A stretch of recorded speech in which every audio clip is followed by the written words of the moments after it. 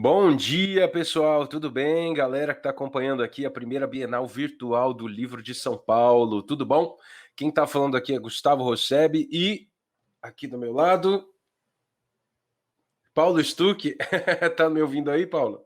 Tudo certinho? Perfeitamente, Gustavo. Nós Tudo somos jóia? Prazer estar de autores. volta. Oh, o prazer é todo meu. Nós somos autores da editora Jangada, publicamos livros lá e vamos fazer um bate-papo aqui sobre ficção, um bate-papo sobre inspirações, sobre criatividade, sobre o amor pela ficção. É engraçado que, vou começar falando uma curiosidade aqui, a gente se encontrou a primeira vez em uma Bienal, né? Foi a Bienal do Rio de Janeiro, Sim, né? A primeira vez lá, a sim. gente só bateu um papo rápido e depois a editora fez um duelo de autores com a gente. Ela selecionou, fez um sorteio ali, onde cada autor recebia um livro de algum autor da Jangada. Então eu recebi o livro do Paulo, ele recebeu o meu.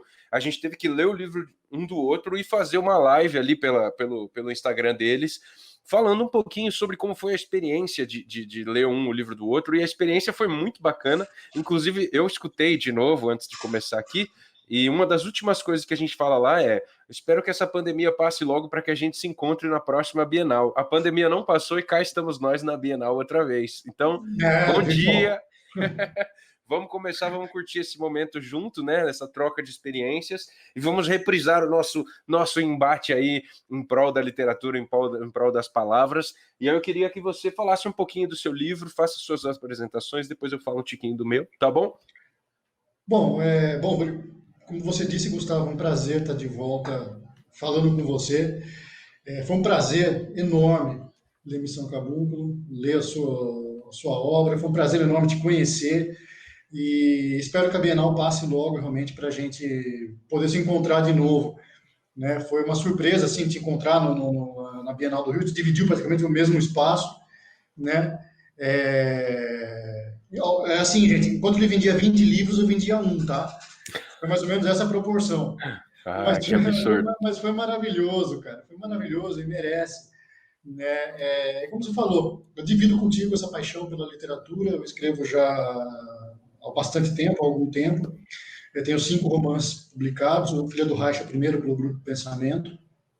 E eu acho que essa nova geração, né, de escritores é uma coisa muito legal que eu venho percebendo, que a gente tem se unido bastante, né, tanto nas conversas online, tem outros escritores e escritoras que me seguem também, que eu sigo também, e o bate-papo, o apoio, assim, tem sido muito legal, ainda aqui online, cada um no seu canto, cada um no seu estado, né, e isso é legal, isso é muito legal, uma coisa, eu acho que até inédita, né, em termos de ciclo literário, no Brasil. Eu acho muito satisfatório, mesmo porque a gente sabe, né, Gustavo, o quanto é difícil publicar um livro no Brasil.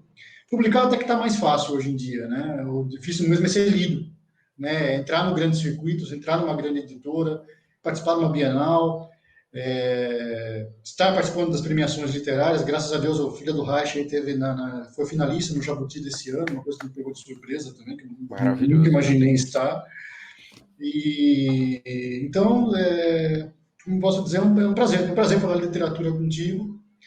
E vamos lá. Vamos lá.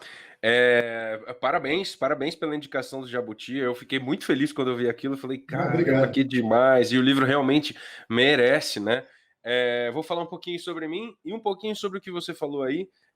As pessoas acreditam que na literatura o grande desafio é publicar um livro. Realmente é um grande desafio. Quando você publica o primeiro, você fala, nossa senhora, eu tirei o peso das costas, consegui colocar meu filho no mundo para as pessoas poderem ter contato com ele, né? Mas o grande desafio, na verdade, é a manutenção dele depois. Depois que ele sai, como é que você mantém? Como é que você leva isso para os leitores? Mantém faz a manutenção mesmo, faz com que ele exista e continue existindo num mercado tão cheio de outros tantos autores maravilhosos, tantos livros maravilhosos, né? É como achar o seu espaço e manter aquele espacinho. Acho que esse é o grande desafio e é um trabalho de 24 horas por dia que a gente, como escritor, tem que fazer, tem que dar esse alento. É um filho que precisa da gente, né? Bom, eu Uhum. sou eu sou escritor, tenho 4 livros publicados pela Jangada. A primeira é essa trilogia aqui, As Aventuras de Tibor Lobato. O primeiro livro, Oitavo Vilarejo. O segundo, A Guardiã de Muiraquitãs. O terceiro, A Carruagem da Morte. E o quarto livro que eu tenho é esse aqui, Missão Carbúnculo, que é o que nós vamos falar hoje, tá bom? O do Paulo tá aqui na minha mão também, A Filha do Reich, tá bom? Os meus livros, eles falam de folclore brasileiro, eu sempre fui fascinado por essa coisa de folclore brasileiro, então eu resolvi viajar pelo país, coletando causos para criar uma espécie de Harry Potter nosso, uma espécie de Senhor dos Anéis nosso, mas daqui a pouquinho eu falo sobre isso. Eu também trabalho com música, também trabalho com cinema, e eu percebo que esse papo que o Paulo trouxe da manutenção, ela se encaixa em todas essas áreas, né? Quando você lança um filme, quando você escreve um roteiro, quando você lança uma música, você precisa dessa manutenção, né? Bom, vamos conversar um pouquinho sobre os livros. Então, o que aconteceu? Rolou esse duelo de autores, cada um pegou o livro um do outro, né? Então, eu vou pedir agora que o Paulo comece falando um pouquinho sobre como foi a experiência de ler o Missão Carbúnculo, ou eu posso começar falando sobre a Filha do Não, Reich, pode tanto faz, começar. Paulo. Posso Pode começar? começar. Tá bom. Pode O começar. livro do Paulo é este daqui, A Filha do Reich. Quando caiu esse livro aqui para mim, primeira coisa que eu falei, ixi, socorro, o que eu faço, né? Um livro que fala sobre Segunda Guerra, eu escrevo para jovens, eu escrevo literatura fantástica, leio muita coisa de literatura fantástica, socorro, vou ter que sair da minha zona de conforto, né? Vamos lá. E aí, eu tive uma grata surpresa, eu peguei, o meu livro tá até novinho, tá até cheirinho de quando chega novo, porque eu não peguei o livro na mão, eu ouvi o audiolivro. Os livros que saem pela Jangada, eles são transformados em audiolivro pela Ubook, que é uma espécie de Netflix de audiolivro, né? Você escolhe o livro que você quer escutar. E eu escutei isso aqui e foi uma semana só para poder finalizar o livro. Eu embarquei de uma maneira eu tinha uma zona de conforto, esse livro me fez sair e me fez encontrar uma zona muito confortável e gostosa de se estar, porque foi uma leitura super agradável, apesar de falar de Segunda Guerra Mundial, existem questões universais, questões humanas tratadas ali, e eu pude enxergar conexões diretas com o livro que eu escrevi, do Missão Carbúnculo, que é uma fantasia, né? Então isso para mim foi uma grata surpresa, eu fiquei assim, eu estou prestes a começá-lo outra vez, porque eu adoro reler o livro uma segunda vez para poder ter uma nova visão. Ah, agora eu sei onde o autor me levou, agora eu vou curtir um pouquinho mais desse caminho, né? Não vou ficar preso nas coisas que estão escondidas por ali e tudo mais. Então eu realmente adorei o trio de personagens ali, o Olaf, o Hugo, a Marília, trazem alegorias aí de coisas universais que a gente gosta tanto que a gente se identifica porque somos humanos, né? Independente de onde aquela história se passa. E o que eu acho bacana do livro do Paulo é que ele consegue te colocar dentro de uma época que foi assim caótica do nosso mundo, né? Uma história realmente caótica do nosso mundo, que é a Segunda Guerra Mundial. E uma coisa que eu até falei para ele na live que nós fizemos é que, assim, geralmente quando você está lendo um livro, você sabe que o autor está te carregando de uma maneira segura por cenários, né? Seja ele caótico, seja ele maravilhoso, você está sempre seguro que você está aqui no seu universo e se transporta para lá, mas você pode voltar a todo momento. E durante o dele, eu esqueci que eu estava aqui, né? Então eu fui carregado, obviamente, em segurança por ele, mas por vários momentos eu esquecia que eu estava seguro e eu me via naquele cenário caótico, de tão bem que são descritas as cenas, né? Então, assim, foi um passeio realmente maravilhoso dentro da Filha do Reich. Joia. Bom, Gustavo, assim, ele tem muitas coisas semelhantes e eu acho que algumas coisas que diferem, né, os dois trabalhos. Eu leio muito pouco literatura infanto-juvenil, literatura juvenil, e quando me falaram do seu livro, quando eu vi o desempenho do seu livro na Bienal e o público que estava lá interagindo contigo, e daí quando a editora Jangada, o Grupo Pensamento propôs o duelo de autores, eu falei, bom, legal, né, eu vou sair da minha zona de conforto também, né, eu já desde 2012, eu escrevo romances históricos, romances de fundo histórico, né, A Filha do Reich é o terceiro que segue nessa linha, né, O Triste Amor de Augusto Ramonet, Menina, e agora A Filha do Reich, seguem a linha do romance histórico, apesar de serem obras de ficção, tem uma pesquisa histórica, enfim, um compromisso aí com a realidade, ou tabela de Realidade. semelhança, né? E o seu livro, ao contrário do que eu imaginei que fosse, uma literatura infanto-juvenil, como você mesmo fala, né? Eu lembro que a gente conversou na Bienal, um Harry Potter com base nas lendas folclóricas brasileiras, o Harry Potter brasileiro, me permita discordar. Eu não sei, talvez, porque seja um adulto lendo Fica sua à obra vontade. e dando uma leitura, portanto, uma visão de mundo de um adulto, né? Eu acho que o Missão Carbúnculo é um livro que trata de temas universais, né?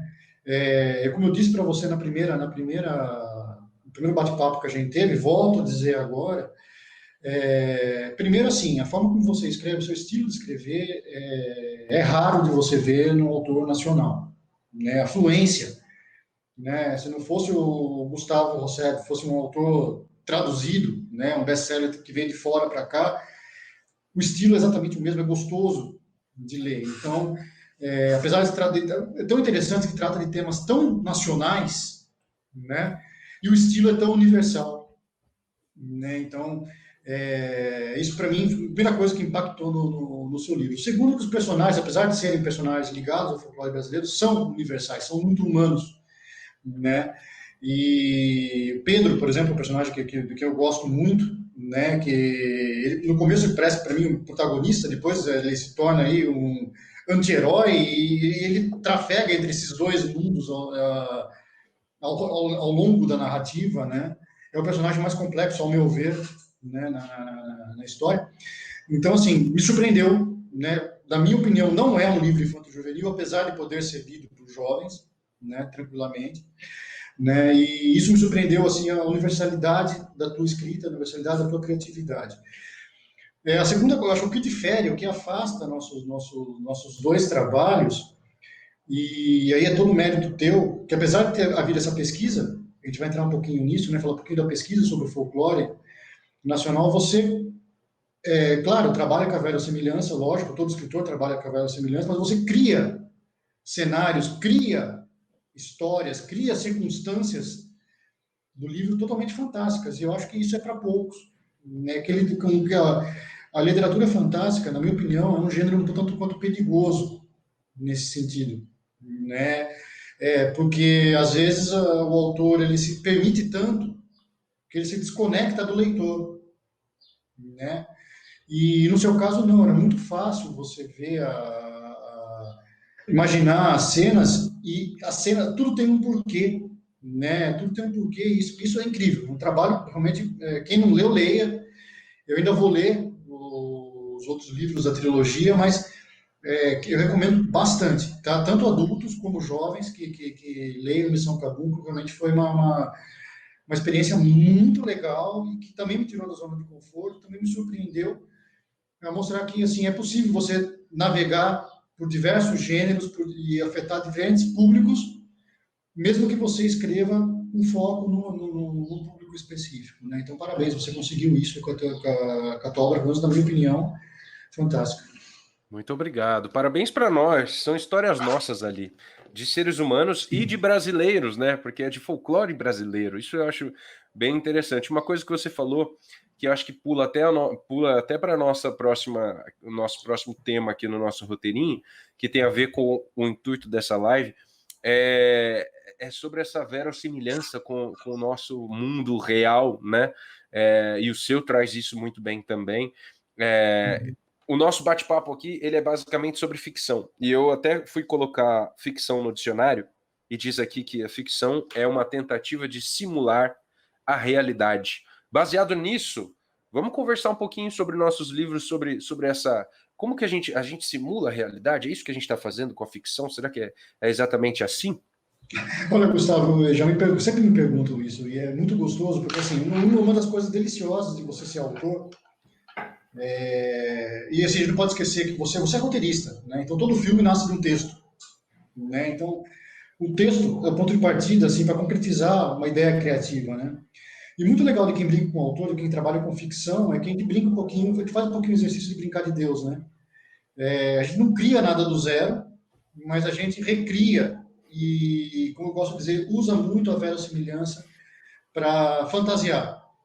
Quanto mais a fantasia tem ligação com o real, mais eu acho que mais o livro consegue fazer com que o leitor mergulhe nele, né? Então, assim, por escrever romances de fundo histórico, eu tomo muito cuidado para escrever romances de história, né? Eu adoro brincar com fatos históricos, ler sobre determinados personagens da história, ler sobre determinados episódios da história e fantasiar em cima deles, né? Tirar licenças poéticas em cima dele. A Filha do Reich é cheia dessas licenças poéticas, né? Apesar de escrever alguns fatos reais também. Mas é uma linha muito tênue entre você escrever um livro de história e contar uma história. Né? Então, eu acho que isso é gostoso de quem brinca com a verossimilhança, de quem brinca com a realidade para criar a fantasia, é uma coisa deliciosa. Né? É uma coisa muito bacana, é claro. É fácil? Não é fácil. Exige pesquisa, exige... Por qualquer erro também, né? Um leitor mais avisado, um leitor mais especializado, ele pega. Né? E isso é um demérito do livro, é uma coisa que eu tinha muito medo, inclusive, quando publiquei. Quando publico, sempre tenho medo, sempre fico com um frio na barriga, né? Quando publico qualquer livro, mas em especial a Filha do Reich, por ser o primeiro livro que eu publicava no Grupo Pensamento, eu sempre tive muito desse medo, muito desse resguardo. Né? Então é delicioso. É preocupante quando você está trabalhando nisso, mas ao mesmo tempo é muito gostoso, né? Você pesquisar e tomar licenças poéticas assim. Muito bom, muito bom. Esse lance da ficção sobre o meu é interessante que esse nome carbúnculo, né? Tem muita gente que fala assim, nossa, mas que nome esquisito é esse? O que que é isso? Ah, é um personagem do folclore brasileiro. Nossa, mas nunca escutei falar sobre esse personagem. Eu escutei sobre o Saci, Curupira. Pois é, existe uma infinidade de personagens do folclore brasileiro que a gente não conhece. E o Eu meu não trabalho conhecia. não Eu não conhecia. conhecia. Eu Então, conhecia pois além é. do Boto. Que demais. Só o Boto. Só o De Boto. todos, legal. Isso é ótimo saber. É ótimo que você teve acesso a várias outras personagens aí do folclore. Eu trago aqui para dentro do Missão Carbúnculo, acho que quase 30 personagens do folclore. Na trilogia toda são mais de 150. Então, assim, a gente conhece 10, 12. Eu senti essa necessidade de falar sobre a mitologia brasileira. A gente tem aí o Harry Potter, como foi citado aqui, são lendas da Inglaterra. Percy Jackson é mitologia grega. Hoje você tem até o Thor da mitologia nórdica com o martelo lá dando porrada no Thanos nos cinemas. E fica interessante essa ressignificação daquele personagem, daquela mitologia. Eu senti essa necessidade de ter isso do folclore brasileiro. Então eu viajei pelo país por 10 anos, eu morei no Espírito Santo, eu morei em Porto Alegre, eu fui para o Nordeste, fui para vários cantinhos do Brasil, coletando causos, conversando com aquelas pessoas mais velhas do nosso país. Oh, me conta um caos. E sempre vem aquela história, olha, papai contava que na roça acontecia tal coisa. E carbúnculo não é diferente, parece furúnculo, né? Carbúnculo é um dos nomes, é o nome mais raro de um personagem do folclore brasileiro chamado Teiniaguá. Ele foi apresentado pela primeira vez, é uma lenda do sul, uma lenda gaúcha, foi apresentada pela primeira vez em um livro de contos de um folclorista chamado Simões Lopes Neto. O conto chamava A Salamanca do Jaral, e é um personagem, é um lagarto, basicamente, com uma pedra preciosa na cabeça, ele tá aqui, ó, um lagartão com essa pedra preciosa na cabeça, e ele já foi até adaptado para aquela série da Globo, A Casa das Sete Mulheres, já esteve em outros lugares também, mas ele é muito raro, né? Então eu peguei um pouquinho dessa personalidade que se cria em volta do que contam sobre esse carbúnculo e peguei muito também do que acontece no nosso mundo. Por exemplo, o meu carbúnculo, a personalidade do meu carbúnculo, ela é inspirada no Kim Jong-un, lá da Coreia, um ditador, né? Então, como que é isso? Eu trabalho isso, essa realidade dentro da ficção fantástica. E eu acho muito legal que a ficção fantástica, ela te permite criar essas alegorias do seu entorno. Ela permite pegar aquilo que está no seu entorno, que às vezes seja muito complexo, muito difícil, ou de repente a gente está vendo isso muitas vezes acontecendo, a gente acaba colocando aquilo como se fosse o nosso normal, e não é o nosso normal, como a nossa pandemia que está acontecendo. A pandemia ainda está rolando, está cheio de coisa acontecendo, só que as pessoas já se acostumaram a ver o número de mortos né, e tá saindo por aí sem máscara, e tá indo viajar e tudo mais. Então, a ficção, ela traz isso para um outro âmbito, uma outra roupagem, uma outra embalagem, Mas e sabe uma faz... coisa, Gustavo? Pode Você falar. desculpa interromper, mas para não fugir a ideia, uma coisa que você falou muito interessante, ó. No seu caso, o mito, né, é uma explicação fantástica para algo, para entendimento do mundo real, né? Sim, Então, os mitos eles servem para isso, né? Mas os mitos, mesmo as histórias mais reais, mais concretas, elas estão cheias de mitos, né? sim, Ou de mitificações, né? Você pega, por exemplo, a Segunda Guerra Mundial, por si só, o nazismo ele é um tema que já gerou muitos filmes, muitos livros, muitas histórias de ficção, enfim, de ficção, tanto ficção científica como de ficção nos livros do Reich, né, de licenças poéticas, enfim. E até hoje você trabalha, você tem muito disso, né? Então você descobre, por exemplo, que na Polônia os nazistas fizeram experimentos para construção de um disco voador, né? De uma nave espacial que voasse nos princípios assim, que seria uma tecnologia do disco voador.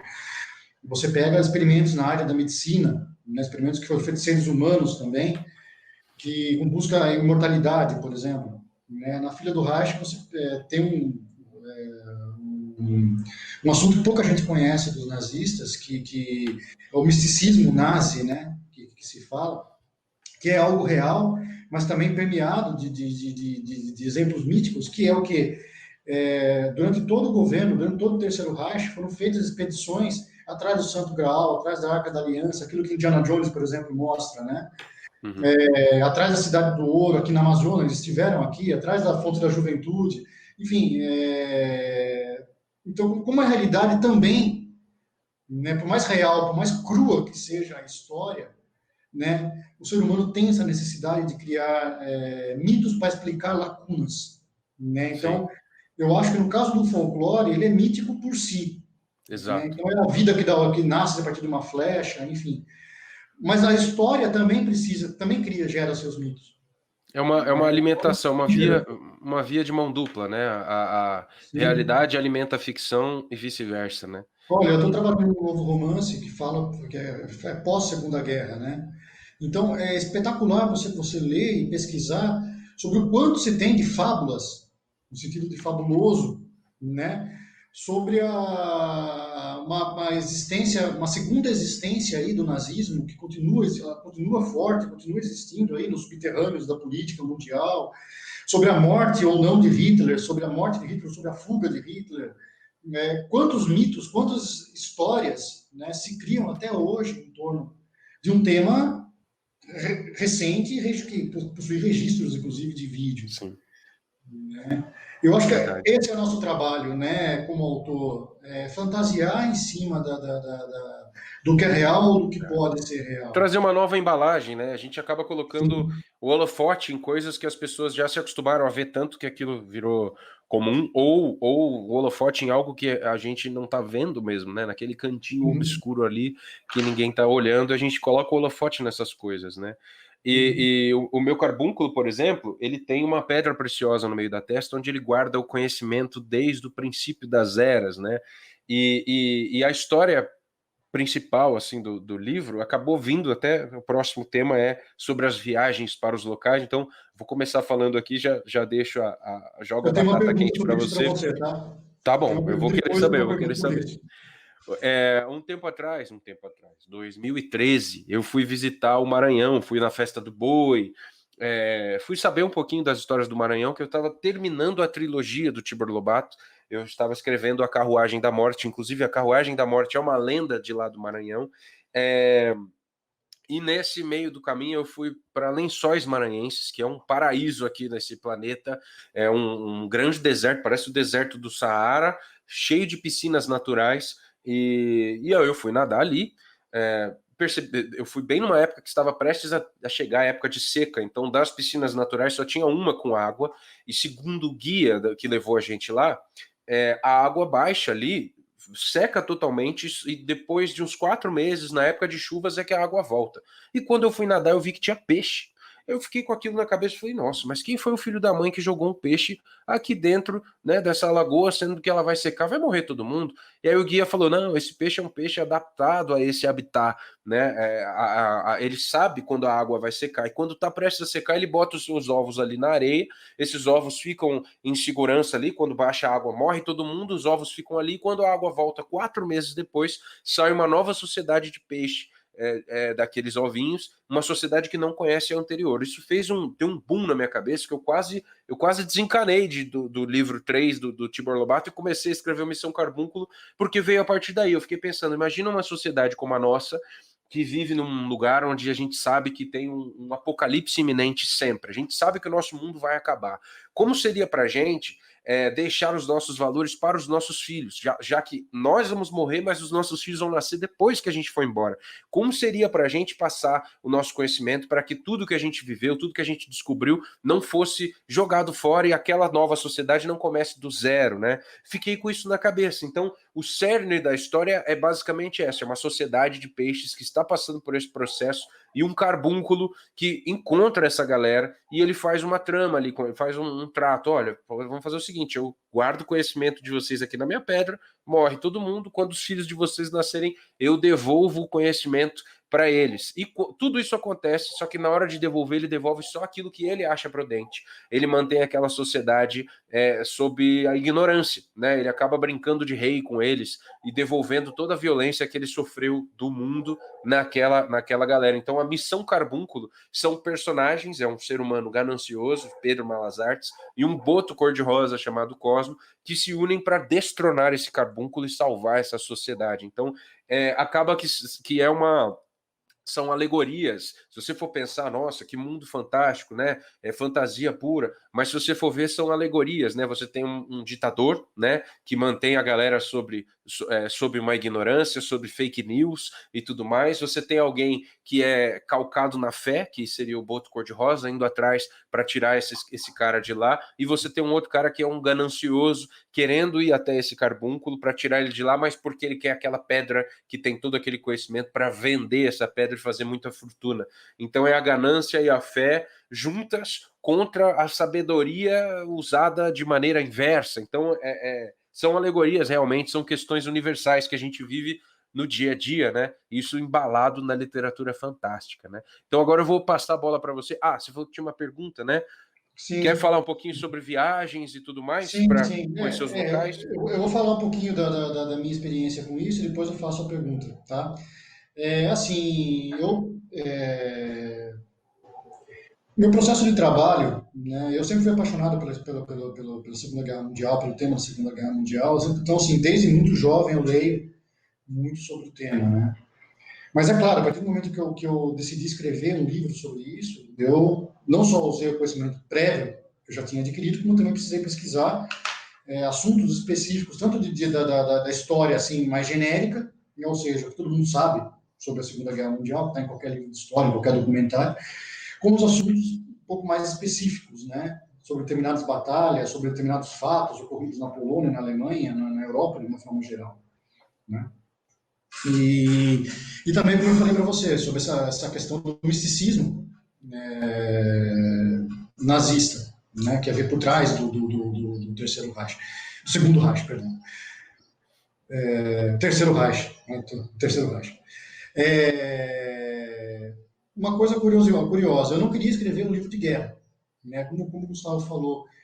Todos os meus livros, desde o primeiro livro, eu sempre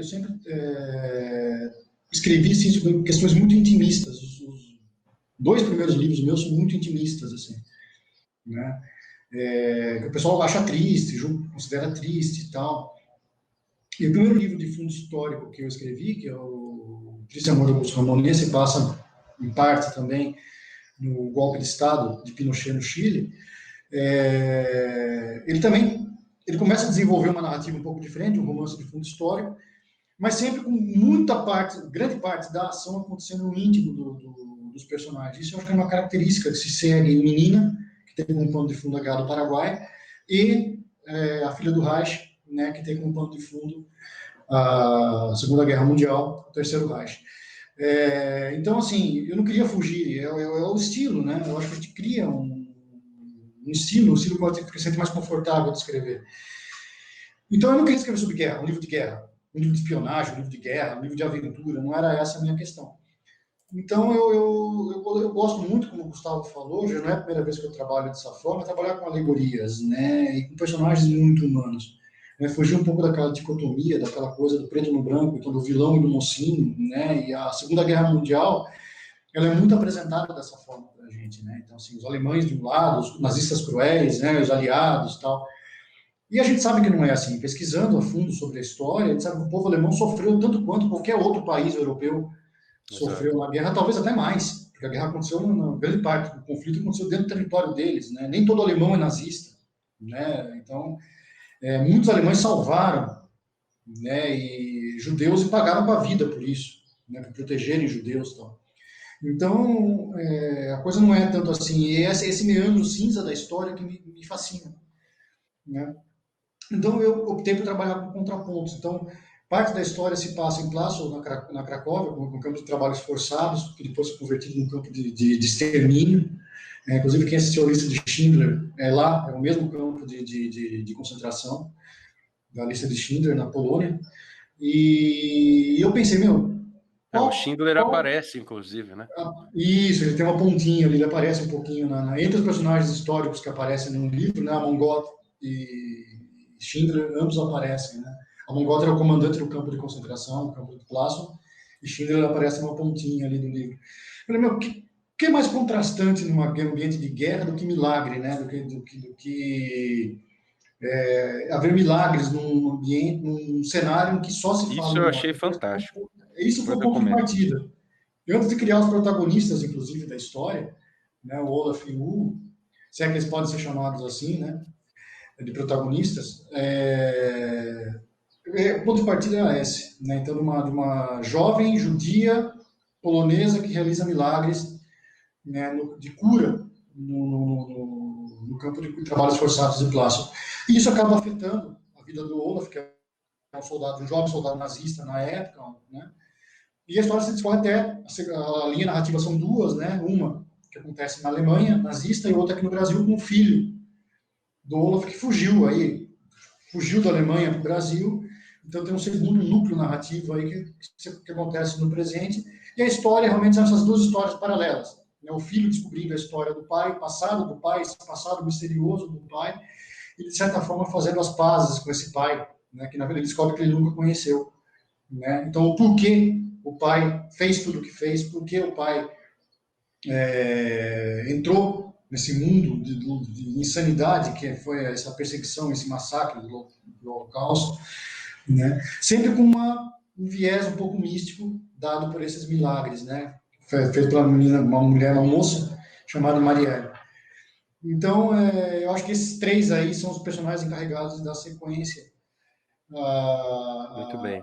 a história. Então, é o que eu disse para você, Gustavo, é você brincar um pouco com o mito, né, em cima de fatos reais. Eu acho que é nisso que se baseia o trabalho de um romance histórico. Né? E para costurar tudo isso, agora eu vou chegar à pergunta, para costurar tudo isso, né, é necessário, sim, você pesquisar muito para você ter uma flexibilidade criativa, até para você poder inventar, você tem que ter dados históricos de profusão nas mãos para criar esse link, para poder brincar com esses links e inserir aí a visão do autor, né, através da brincadeira da licença poética.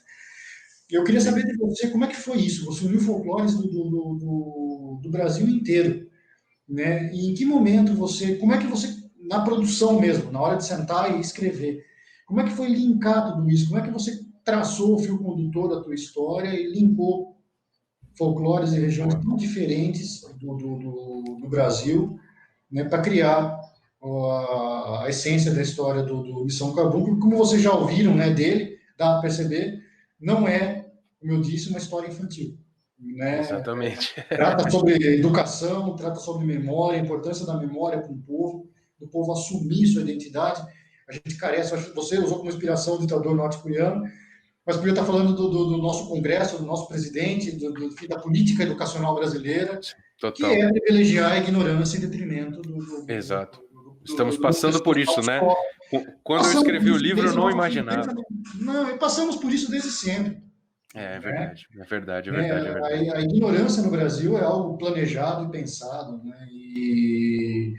E você trata disso no seu livro. É impossível não associar com o povo brasileiro, com a Com o que realidade que a gente. acontece aqui, exato. Sim, sim. Eu acho legal essa identificação, porque as pessoas que têm lido ultimamente têm feito essa associação, falando, nossa, mas você está falando do que está acontecendo aqui? Eu falei, cara, quando eu escrevi isso, nem estava prestes de acontecer. Para você ver como é tão verídico, tão real, né? Isso acontece, não é só lá, aqui também, Quando eu para escrevi sobre todo mundo. nazismo, eu não estava nem de perto. Exatamente, exatamente. Pensando no movimento fascista aí crescendo no Sim. mundo, né? No mundo e também na Pesadíssimo, isso é terrível, isso é terrível. o que chega a ser ridículo, né? Porque se você estuda a filosofia nazista, É, nós estaríamos entre o povo que seria escravizado, né? sim, E excluído verdade. da face da terra. Como mestiços que somos, né? Sim. Estaríamos aí entre o povo que estaria subserviente à raça ariana. Então é ridículo você falar em nazismo, em neonazismo, nos trópicos, né? Mas enfim. Bom, antes de responder sua questão, só para ficar para o pessoal saber, estou vendo que está rolando um chat aqui. O pessoal está mandando tanto para a gente aqui no privado quanto no chat lá no site da Bienal. Já já a gente responde as questões de vocês. Estou vendo que tem 3 questões incríveis aqui. Já já vou responder. E fazendo um comentário sobre o que você falou de 3 personagens, eu percebi que eu também escrevo muito em 3. No Tibor Lobato, eu tenho um trio de personagens principais, e no Missão Carbúnculo eu divido o livro em 3 partes. Uma parte é para cada um dos 3 personagens, né? Shakespeare dizia que a melhor maneira de você escrever uma história é com 3 personagens, porque você consegue ter uma visão 360 do todo, de tudo que está acontecendo. Então, acho que o trio que você trouxe para o livro é muito interessante. Eu adoro a Marília, porque ela é Marília que fala, Marielle? Você falou Marielle, aqui no audiolivro o cara fala Marília. Marrilho, né? Marília. É a Marília pronúncia seria a Goldberg, pronúncia estrangeira, né? porque ela representa um ponto de luz naquele mundo caótico, né? Você escolheu um cenário onde aquilo iria acontecer, você escolheu um universo e a regra daquele universo, como ela acontece, e jogou os personagens ali dentro para que eles pudessem viver tudo aquilo. Eu realmente achei fantástico. Como que eu crio esses pontos? Eu escrevo livros de mistério, então eu tento amarrar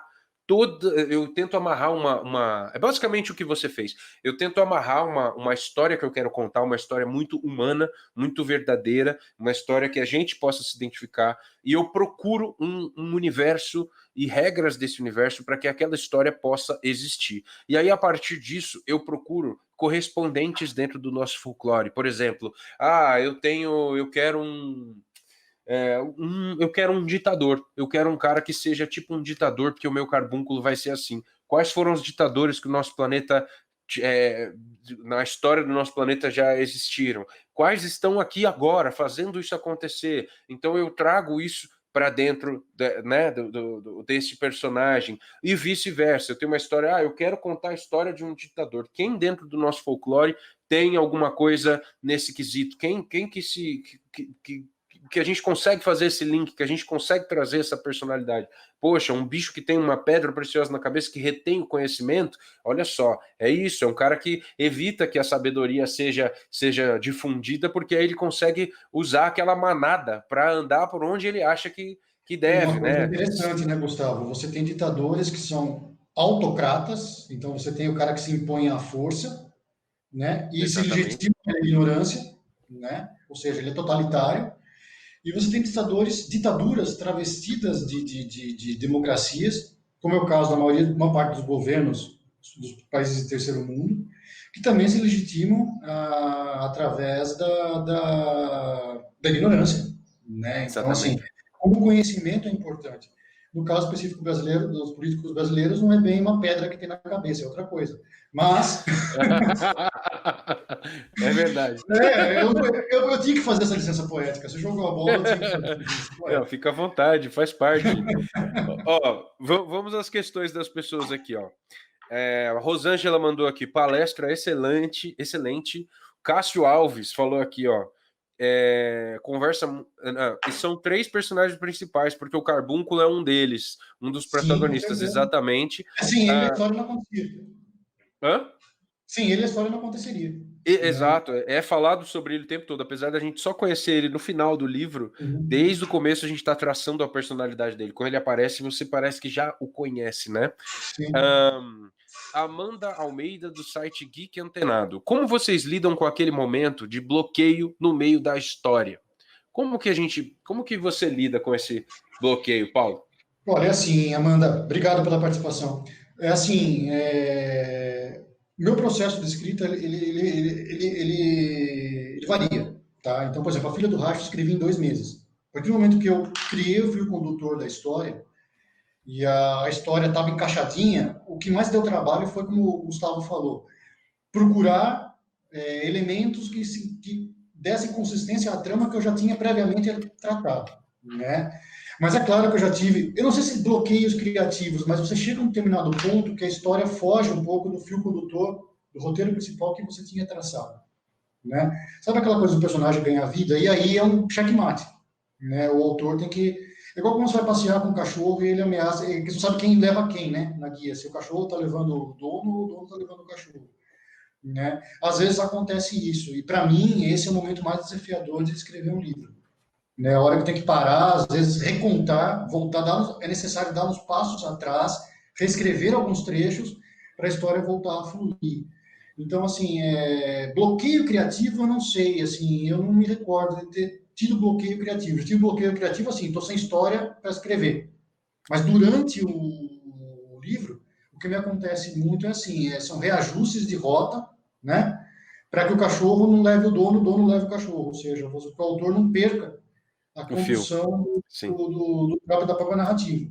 Sim, a gente tem a responsabilidade de carregar o leitor até um fim coeso, né? É importante. Eu faço todo um esqueleto, uma esqueletagem do livro antes mesmo. Isso leva anos. A escrita em si nem leva tanto tempo assim para mim. Quer dizer, leva bastante tempo, mas o que mais demora é a esqueletagem. Eu deixo na minha parede, assim, papelzinho por papelzinho, né? Aqui tem que acontecer tal coisa. E aí eu vou trocando de sequência, vou entendendo como é que aquela história se constrói, para quando eu tenho aquele esqueleto pronto, eu falo, tá, agora eu posso escrever o livro, né? Eu tô nesse processo do meu próximo livro, que é dentro desse universo também, chama Garota de Outro Mundo, vai ser bem interessante. Deixa eu ver, mais um aqui, mais uma questão do Cássio Alves. Ele mandou aqui, ó. Vocês lembram do dia em que pararam e a maçã caiu na cabeça? Ah, quer saber? Eu posso escrever um romance. Você lembra desse dia? Existiu esse momento de virada? Ah, eu não falei do bloqueio criativo, né? Deixa eu só falar rapidinho. Eu tive já bloqueios criativos, muitos. Eu já fiquei, por exemplo, um ano sem escrever uma música. Eu achava que o talento tinha ido embora, que eu tinha batido a cabeça e não sabia mais como fazer e tal. Mas eu percebi que nesses momentos eram momentos em que eu já tinha usado, pelo menos achava que tinha usado, tudo que eu já tinha de informação na minha cabeça. Então eu precisava sair daquele ambiente que eu estava. Então eu precisava olhar o mundo, olhar as pessoas, olhar o entorno, ler outras coisas, encher o HD de novas informações para saber o que usar, né? E quando eu fiz isso, acabou voltando. Então o bloqueio criativo ele acontece, ele é uma coisa comum, mas eu acho que não é algo que a gente deve ficar assustado, não. Ela realmente chega para todo mundo, né? Faz parte do nosso crescimento, né?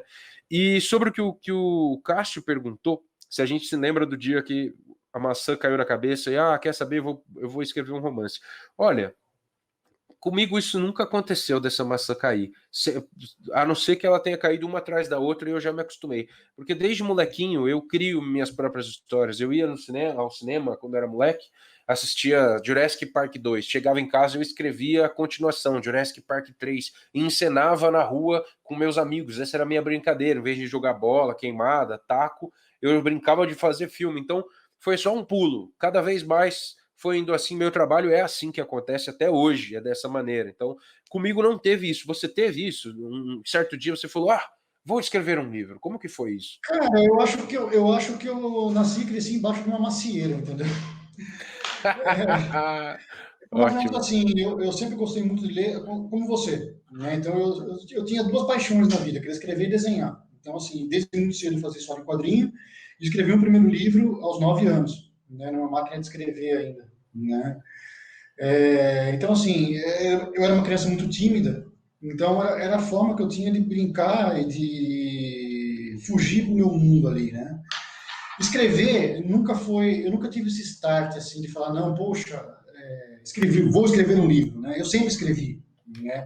Agora, são duas coisas muito diferentes, e isso eu não esqueço, o João Scortese, da editora Scortese, uma coisa que ele me disse, primeira vez que eu conversei com ele sobre produzir, sobre ser escritor, sobre coisas, há muito tempo atrás, ele falou, o que você quer? Você quer escrever um livro ou você quer ser escritor?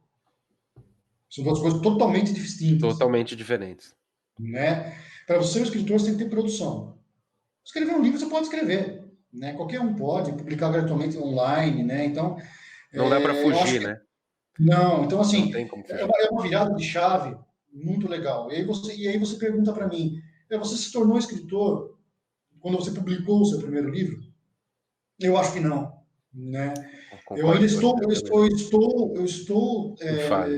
em fase, estou me lapidando, né? Consegui, graças a Deus, muitas conquistas, sim, nem se compara. Eu estou evoluindo ainda bem, né? Que eu estou evoluindo em termos de estilo, em termos de escrita, em termos de narrativa, né?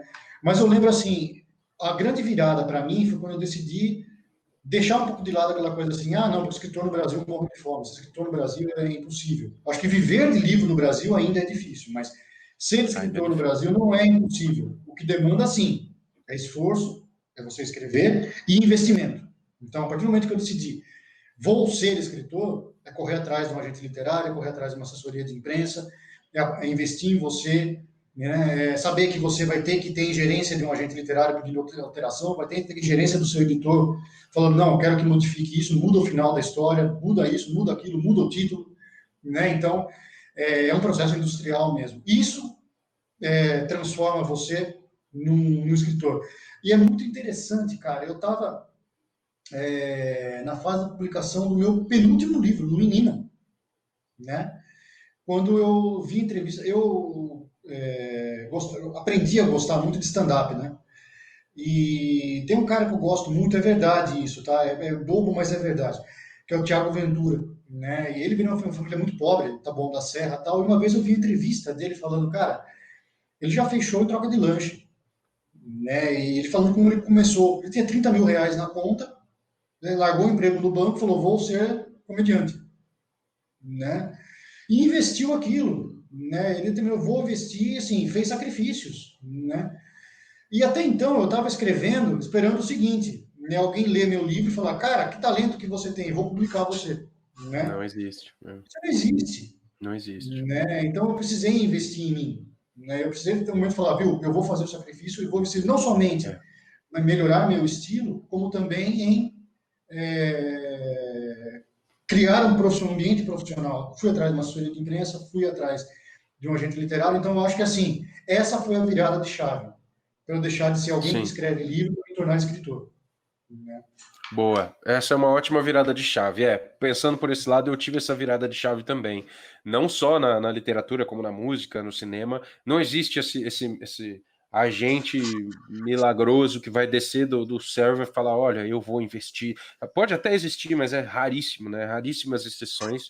Eu, por exemplo, nunca conheci ninguém em nenhuma dessas três áreas que virou, que aconteceu dessa maneira. Todas tiveram que fazer como você, como eu, como as pessoas estão aqui assistindo a gente aqui, correndo atrás, né? Fazendo acontecer de fato.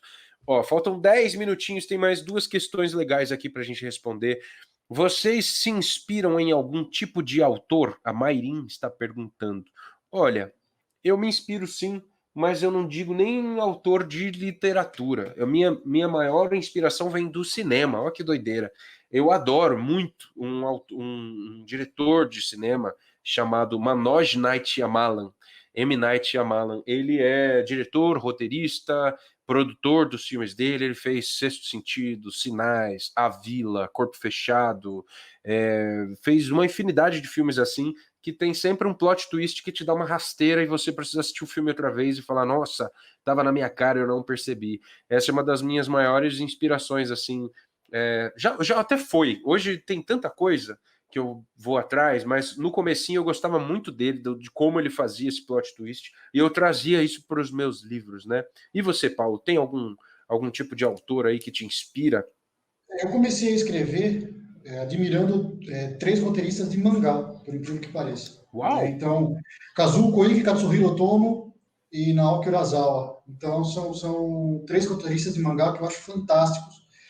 E a minha base na literatura, claro, meu, eu acho que não tem um estilo só que eu goste, mas assim, todos os autores que me ajudam a querer melhorar sempre. Machado de Assis, Eça de Queiroz, na literatura brasileira, para mim, são, em língua portuguesa, são dois caras assim que são Maravilha. maravilhosos, espetaculares. Assim.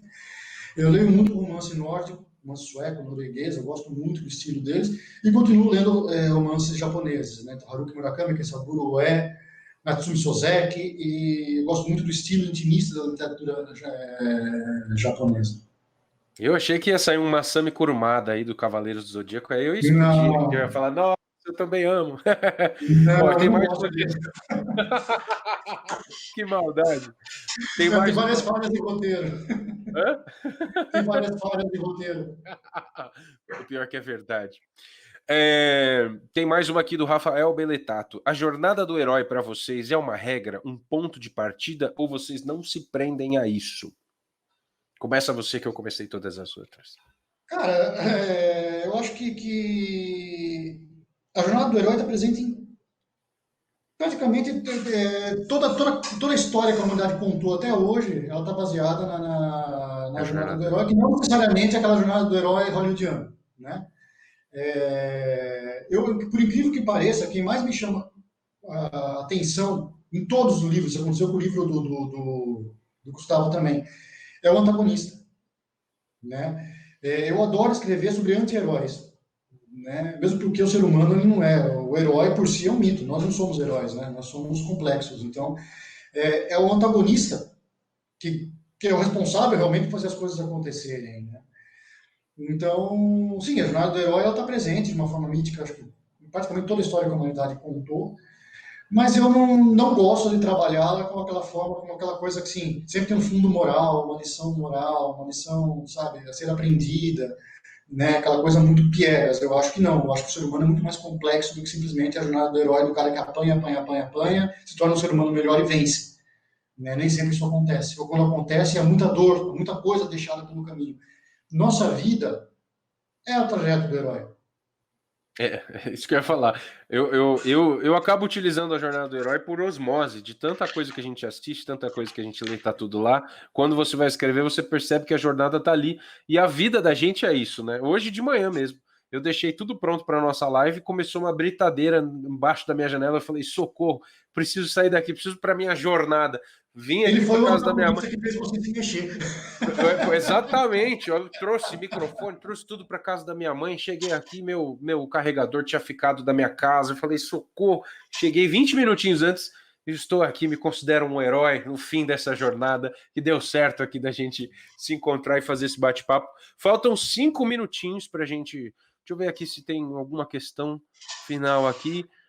Tem uma para você, Paulo. Paulo, o que questiono é o nosso dinheiro. Fala o governo não fomentar a edição de novos escritores e autores com textos não muito bons, ter vendido tiragens de 100 mil livros. Isso está correto? Bom, eu não vou nesse entrar no mérito de governo, mesmo porque eu acho que esse tipo de coisa. O papel do governo para incentivar a cultura é investir em educação. Uma coisa não está dissociada da outra. Né? Então é impossível você pensar em cultura sem estar num ambiente macro de uma educação de qualidade. Então, eu acho que essa é a função do Exatamente. governo: investir numa educação de qualidade gratuita, ponto. Né? Eu acho assim, o que a gente chama, no meio da sociologia, de lixo cultural, de autores ruins que vendem, isso acontece no mundo inteiro, não é privilégio do Brasil. Né? E se vende porque tem alguém que lê, porque tem uma indústria por trás. Agora, o que eu acho que falta no meio, eu, Gustavo, gostaria de adaptar com o Gustavo disso também, o que eu acho que falta muito no meio da literatura nacional é pensar-se no padrão industrial. Né? O livro ele não é completo somente como livro. O livro só se torna completo quando tem um leitor.